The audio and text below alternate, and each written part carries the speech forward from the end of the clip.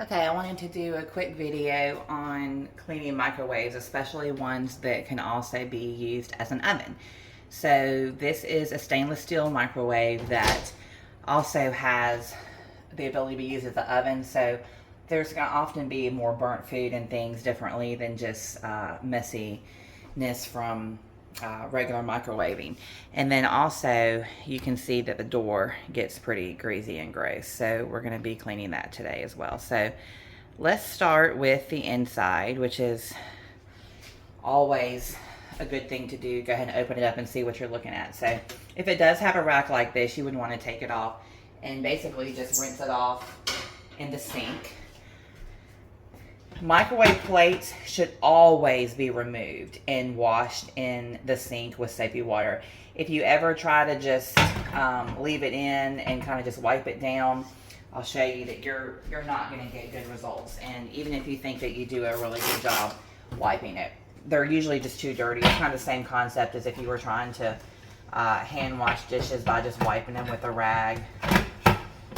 So even if you, and of course it's coming off the track. Even if you wipe it, see, I mean, it's still like, look, I've missed some food here. It's just right here. It's just not going to look clean. Take the whole thing out and go ahead and wash it. Now, before I do that, I want to show you something that's a little bit of a trick that we do sometimes, especially on deep cleans. If you have a microwave that has got a lot of debris and food inside, maybe there's just tons of splatter, then you can take a cup, whether it's glass or heavy plastic, with some water and maybe a couple squirts of cleaner in it, and do about a minute and 30 seconds. Sometimes I'll do a little bit longer depending on how dirty the microwave is. And basically you're just getting the water to boil and release steam. And when it does that, it actually can help remove some of the food particles on the side. Now, you do not want to touch that water when it comes out of the microwave. You would just simply lift the cup and move it. But again, the cup has already done the work by releasing steam to make it easier to clean. So while that's cooking, I'm going to go ahead and show you about the outside. So this top of the microwave is always going to be really greasy, especially if it's one that's over the stove. And I don't know if the camera's going to pick it up or not, but it's greasy and got crumbs on it. So you always want to start with the top and make sure that you remove that grease. So I'm going to wipe it with just fantastic all-purpose cleaner. If it's really bad, sometimes you might have to use a magic eraser. You always want to wipe the sides as well. They get dirty and they get greasy. And the only time I usually use a wet cloth with an all-purpose cleaner is if it's like a black finish or white. I hardly ever do it if it's stainless steel. And then I usually don't even do it on this unless I see a lot of food, like maybe people had something on their hands. So I might, around the handle, touch it. But for the most part, I'm not going to use a lot of all-purpose cleaner on this because it's really just needs Windex. And of course, this needs stainless steel cleaner. So let's go ahead and let that sit for a second and go ahead and clean our stainless steel.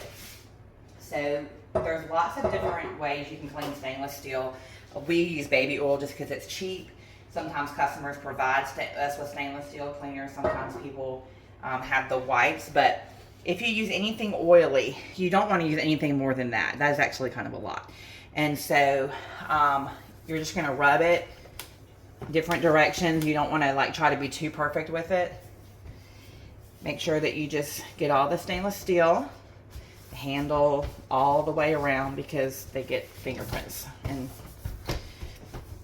food buildup. And then mine has a little bit on the edges or on the sides, so I'm going to do that as well. And then I'm only going to use Windex on the glass front. And sometimes I might even just use a damp cloth and buff it and not even use any product. But, I spray my rag. I don't usually spray this unless, like I said, it's really bad. And then you can just buff it. I like to go around the edges. You'll see me do that a lot when I clean. Just making sure that I don't leave any streaks or obvious things that show how I wiped it. So that looks nice and clean and shiny and is basically, you know, ready to go. Okay, so back to the inside of the microwave.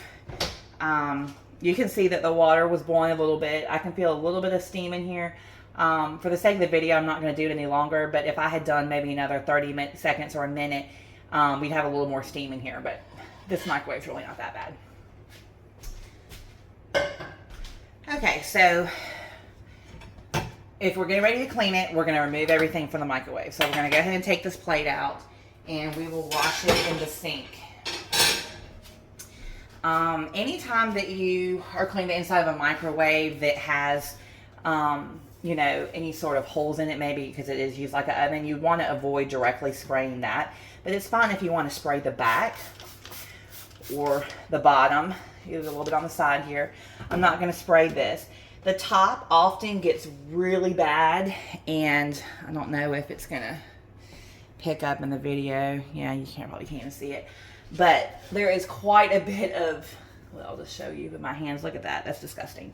And some of it is actually probably released from the steam, but it's greasy where maybe butter or something exploded in the top of my microwave. So I'm going to go ahead and spray that.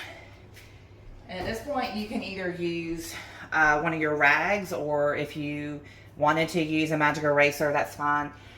Usually I use magic erasers as needed and try to save them for when they're really needed. I always start at the top, just mostly because I don't want to forget it,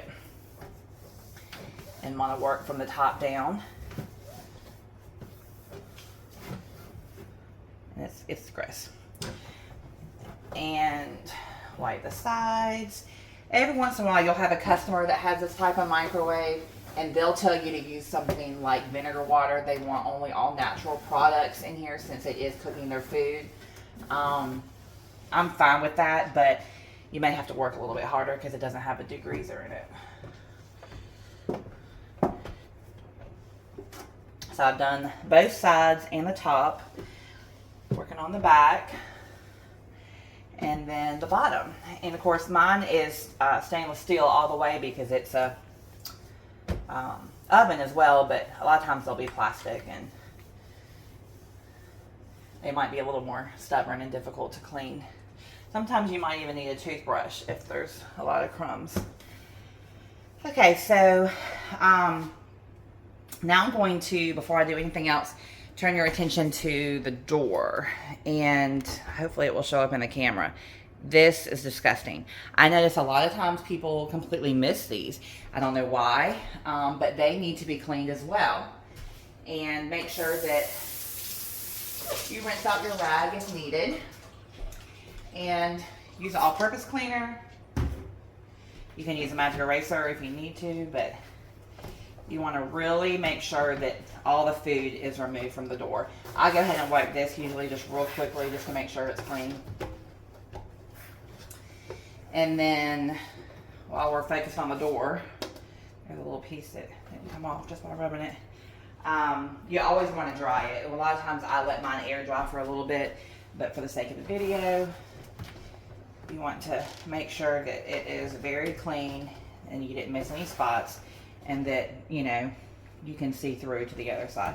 This one is streaking a pretty good bit on me, so I'm going to have to buff it a little bit more. Okay, so back to the inside of the microwave. You can actually see that it's streaking pretty badly as well, especially towards the back. And so you definitely don't want to just leave it like that. You would want to use a dry cloth or a Windex cloth. In this case, I'm going to use my Windex cloth because I want to make sure that it's nice and shiny. So again, I just sprayed a little Windex on my rag. I'm going to start at the top. Hopefully it's not too bad since I did already wipe it. Still got a little bit of residue. It's a pretty dirty microwave. And then I'm going to wipe the back of it. And again, if you want to use magic erasers, that is totally fine. Wipe the sides.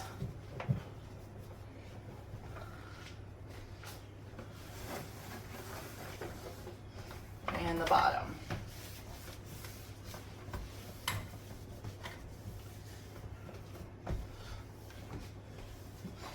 So now it actually looks really good.